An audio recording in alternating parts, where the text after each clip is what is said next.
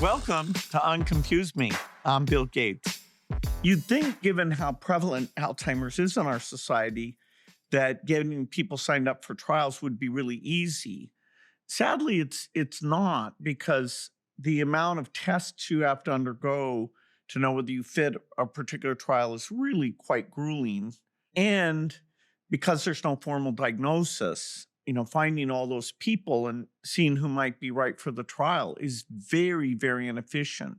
I think it's all up against this massive societal shift that needs to happen as far as how Alzheimer's is spoken about, how it is dealt with, and it the amount of money it receives in comparison to cancer and things like that, which are less costly, more treatable, and exactly as deadly.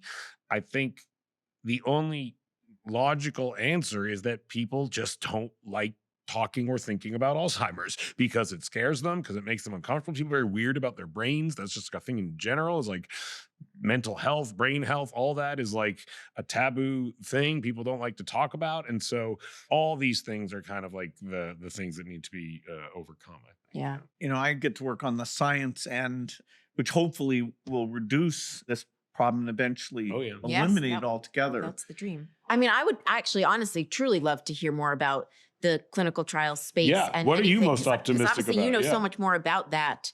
And what are some of the things you're excited about? About 10 years ago, there was a generation of drugs that they thought that interfering with the plaques, that would stop the disease and relieve the symptoms. And although there's still a few of those that may have some modest benefit, by and large, that failed.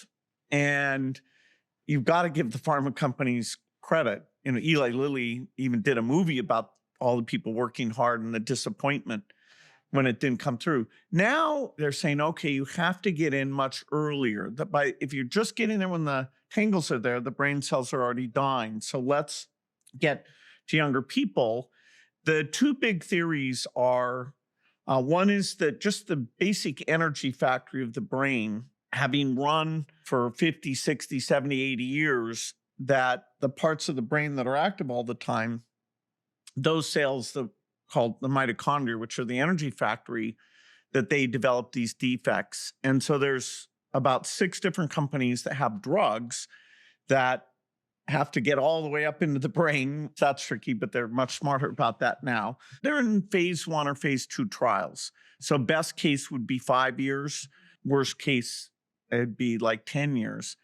Another theory, which is a fairly mainstream thing, is that the way your immune system reacts and creates inflammation, that's bad for your whole body. Aging and inflammation are very related, particularly if you're in stressful conditions. And they see now that the part of the immune system that's in the brain, the so-called glial cells, that for the people who get Alzheimer's, they're more hair trigger.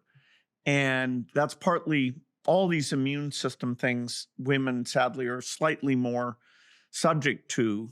And we see that with Alzheimer's as well. So there's a bunch of drugs that, some of which I think will work, that interfere with that. These trials have been really expensive because you have people come in and you take these cognitive tests, and sometimes they get really good at the test. And so it's a very imprecise measure. If we could really just take a blood sample, and there are now some diagnostics, and that'll come first, and it'll make the trials a lot easier because you'll just take the blood and you'll see a clear signal of, are you having an effect or not? So even though the brain is so much more complicated than everything else, these trials are very promising. If you'd asked me 4 years ago, I would have said it's a little scary, but during these 4 years, the new small companies have come along. The big pharma people have largely stayed in. There'll be tie-ups between those. And so, we have to stay healthy for another at least 5 to 10 years. That's why brain health is important. That's why living a brain healthy lifestyle matters. Kick it down the road. Subscribe to Unconfuse Me wherever you listen to podcasts.